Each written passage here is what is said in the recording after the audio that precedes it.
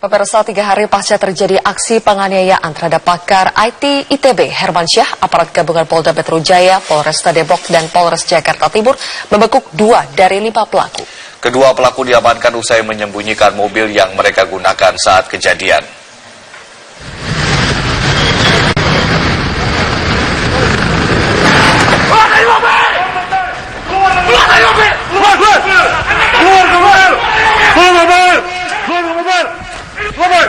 Aparat gabungan berhasil meringkus 2 pelaku penganiayaan terhadap Hermansyah berinisial LP dan EH saat melintas di Jalan Raya Sawangan, Depok, Jawa Barat. Sebelumnya kedua pelaku sudah diintai aparat kepolisian. Tak menunggu lama, mobil kedua pelaku langsung dipalang oleh motor anggota tim Jaguar dan mereka pun langsung disergap tanpa melakukan perlawanan. Selanjutnya kedua pelaku pun digelandang ke Mapolresta Depok untuk menjalani pemeriksaan. Wakapolresta Depok AKBP Faizal Ramadhani mengatakan kedua pelaku ditangkap saat hendak pulang dari Bandung menuju rumahnya di kawasan Sawangan, Depok. Namun polisi belum bisa menjelaskan motif sesungguhnya dari penganiayaan tersebut karena masih menunggu hasil pemeriksaan. Peristiwa penganiayaan terhadap ahli IT dari ITB Hermansyah terjadi di kilometer 6 Tol Jagorawi. Menurut keterangan saksi, kuat dugaan penganiayaan tersebut terjadi saat mobil keduanya bersenggolan.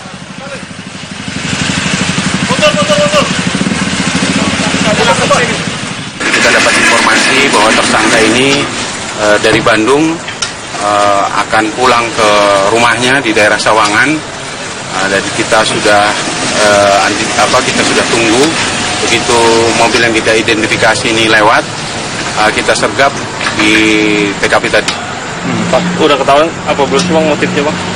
Sementara kita sedang dalami, mudah-mudahan dengan tertangkapnya ini semuanya akan jelas. Dan sebelumnya Polda Metro Jaya melakukan gelar perkara yang dipimpin langsung oleh Kapolda Irjen Pol Muhammad Iryawan terkait kasus penyerangan terhadap pakar telematika Hermansyah yang terjadi beberapa waktu lalu. Sebelumnya polisi telah melakukan olah tempat kejadian perkara dan meminta rekaman CCTV dari pihak pengelola tol Jagorawi.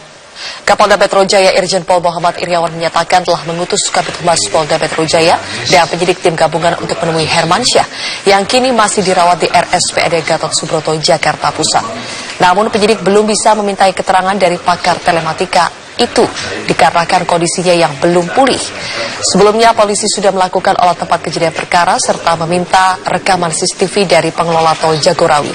Sementara itu motif pengeroyokan hingga kini masih didalami penyidik.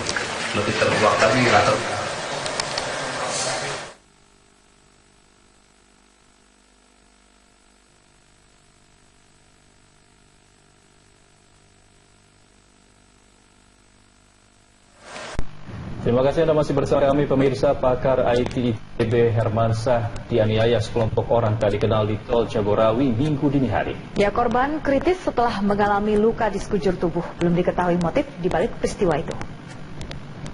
Hermansyah, pakar IT ITB masih menjalani perawatan di Rumah Sakit Hermina Depok, Jawa Barat akibat penganiayaan yang dialaminya Minggu dini hari. Kerabat korban mengatakan Hermansyah diserang 5 orang tak dikenal di tol Jagorawi dengan menggunakan senjata tajam. Sebelumnya mobil pelaku sempat menyerempet mobil korban. Korban pun mengejar mobil tersebut. Saat turun dari mobil, itulah korban langsung diserang pelaku. Istri korban yang saat itu bersama dengan korban langsung melarikan korban ke Rumah Sakit Hermina Depok. Polisi masih menyelidiki motif penyerangan dan memburu para pelaku. Di daerah Halim, itu mereka sempat di depan mereka itu ada mobil yang zigzag gitu ya, jalannya zigzag. Terus ketika sejajar akhirnya nyerempet mobil mereka, kemudian dikejar sama korban. Herman ngejar, berhenti. Begitu berhenti, ternyata ada mobil lain dari belakang. Jadi langsung seperti di posisi dikejar dulu. Kemudian dia baru turun, itu diserang sekitar 4 atau 5 orang dari 2 mobil. 2 mobil kan? Iya, 2 mobil. Menggunakan apa? Sepertinya ada yang bawa senjata saja. Jadi karena dia ada luka cukup dalam di leher, sebelah kiri ada luka di atas kuping, kemudian di siku kiri juga, kemudian ini pergelangan tangan, itu kayaknya ada retak atau apa. Pemirsa, polisi saat ini masih menyelidiki aksi penyerangan yang menimpa pakar telematika Institut Teknologi Bandung Hermansyah yang terjadi di tol Jagorawi Minggu dini hari tadi. Polisi juga telah melakukan olah tempat kejadian perkara. Proses penyelidikan kasus penyerangan ini melibatkan Polresta Depok dan Polres Metro Jakarta Timur. Kapolresta Depok Kombes Heri Heriawan pihaknya sudah melakukan olah tempat kejadian perkara. Polisi masih mengumpulkan barang bukti dan keterangan saksi untuk memburu para pelaku yang dipastikan berjumlah 5 orang berdasarkan keterangan istri korban. Herman dibacok saat berkendara bersama istrinya melintasi tol Jagorawi sekitar pukul 4 Minggu dini hari. Pelaku yang diduga membuntuti dan sempat menyerempet mobil korban menyerang korban dengan menggunakan senjata tajam.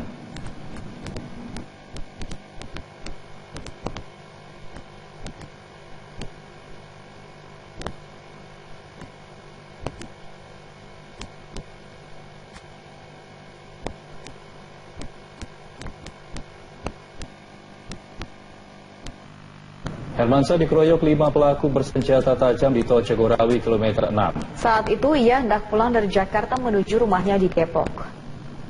Sekitar pukul 3 Minggu dini hari korban yang mengendarai mobil jenis Avanza melaju di tol Jagorawi. Saat tiba di sekitar kilometer 6, mobil korban diserempet sebuah mobil sedan. Pengemudi dan penumpang mobil sedan meminta korban menepi. Korban yang menghentikan kendaraannya langsung diserang para pelaku yang berjumlah 5 orang dengan senjata tajam. Setelah menganiaya korban, pelaku melarikan diri. Korban terluka di bagian kepala, leher, dan tangan. Istri korban dibantu petugas jasa marga melarikan korban ke Rumah Sakit Hermina Depok. Korban sempat menjalani operasi untuk mendapatkan perawatan intensif. Kondisi korban kini juga masih dalam pengawasan intensif tim dokter rumah sakit tersebut.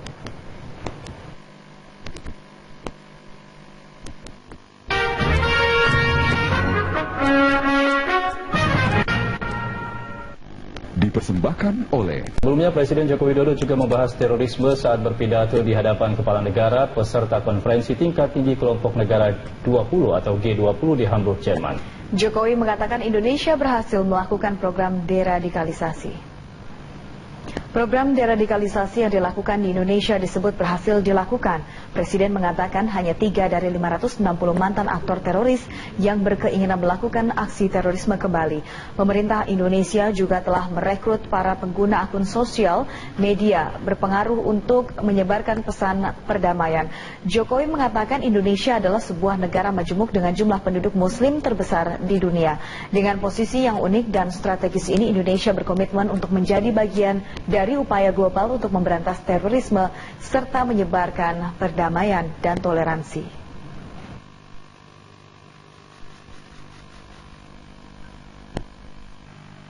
Presiden Joko Widodo bertemu dengan Perdana Menteri Vietnam Nguyen Xuan Phuong di Hamburg Messe und Kongress.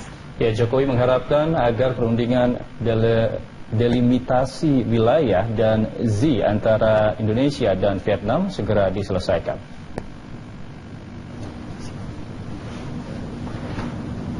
Hal ini sangat penting untuk mencegah kembali insiden yang terkait dengan perairan laut seperti yang terjadi pada bulan Mei 2017.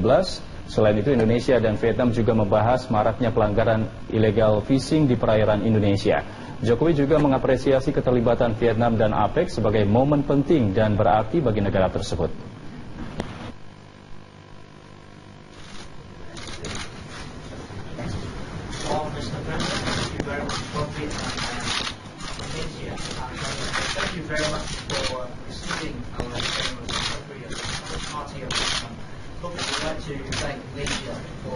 Presiden Joko Widodo selain berbicara soal terorisme di ajang konferensi tingkat tinggi atau KTT G20 juga bertemu dengan sejumlah kepala negara. Pertemuan tersebut bertujuan memperkuat kerjasama Indonesia dengan negara sahabat. Pada hari terakhir KTT G20, Presiden Joko Widodo menemui Presiden Amerika Serikat Donald Trump. Dalam pertemuan itu, Presiden Joko Widodo menyampaikan apresiasinya terhadap Amerika Serikat dalam memerangi terorisme dan mau bekerja sama dengan negara Muslim. Jokowi berharap Indonesia dan Amerika Serikat dapat saling bekerja sama untuk mengatasi terorisme melalui pertukaran informasi intelijen. Sementara saat akhir pertemuannya, Presiden Joko Widodo tak lupa mengundang Presiden Donald Trump untuk berkunjung ke Indonesia. Selain bertemu Trump, Presiden Joko Widodo juga melakukan pertemuan bilateral dengan Perdana Menteri Belanda Mark Rutte di Hotel Steigenberger, Hamburg, Jerman. Dalam pertemuan itu, Jokowi menekankan peningkatan kerjasama bilateral di sektor ekonomi. Menurut Joko Widodo, Belanda merupakan salah satu mitra terpenting perdagangan dan investasi Indonesia di Eropa. Selain itu, di sela-sela KTT G20, Presiden Joko Widodo bertemu secara khusus dengan Perdana Menteri Australia, Malcolm Turnbull. Kedua kepala negara itu bersepakat meningkatkan kerjasama kedua negara. Keduanya sepakat menyelesaikan kesepakatan kerjasama ekonomi komprehensif kedua negara yang rencananya akan digelar pada akhir tahun 2017 ini. Presiden Joko Widodo juga mendapat kesempatan memberikan pidato di depan kepala negara peserta KTT G20. Jokowi menyatakan Indonesia berhasil melakukan program deradikalisasi. Menurut Jokowi, hanya 3 dari 560 mantan aktor teroris yang berkeinginan melakukan aksi terorisme kembali.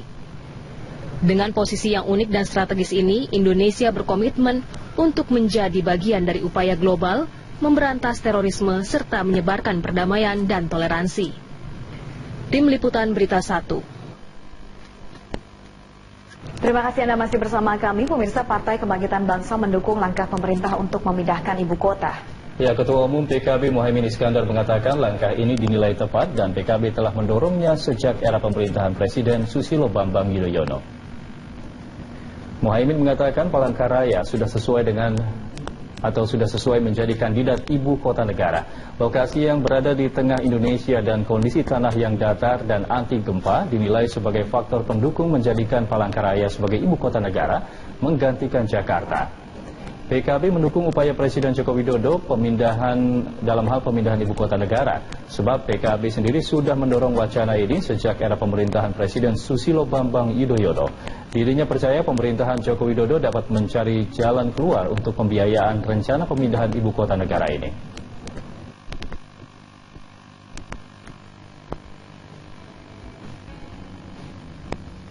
Mendukung, karena ini perjuangan lama ya. Perjuangan sejak Bung Karno, Pak SBY, saya dan PKB juga dulu dalam zaman Pak SBY mendorong, gagal, nggak kuat lagi, kita coba lagi sekarang, siapa tahu, kalau dari segi anggaran nggak realistis ya, dari segi anggaran nggak realistis, tapi Pak Jokowi ini kan komandan yang empiris, jadi nggak ada kantor pun bisa dijadikan kantor, darurat, kalau perlu bikin kantor tenda kayak Gaddafi gitu. Pemirsa, Badan Perencana Pembangunan Nasional tengah mengkaji rencana pemindahan ibu kota. Iya, calon ibu kota baru nantinya diharapkan memiliki daya dukung yang baik. Menurut pengamat tata kota Yayat Supriyatna, kota yang akan menjadi calon ibu kota negara yang baru nantinya harus memiliki akses yang mudah. Ibu kota negara juga harus terintegrasi dengan kota-kota sekitarnya. Kota tersebut juga harus dapat menyediakan barang dan jasa sendiri yang tidak diinput dari kota lain sehingga tidak menyebabkan mahalnya biaya hidup.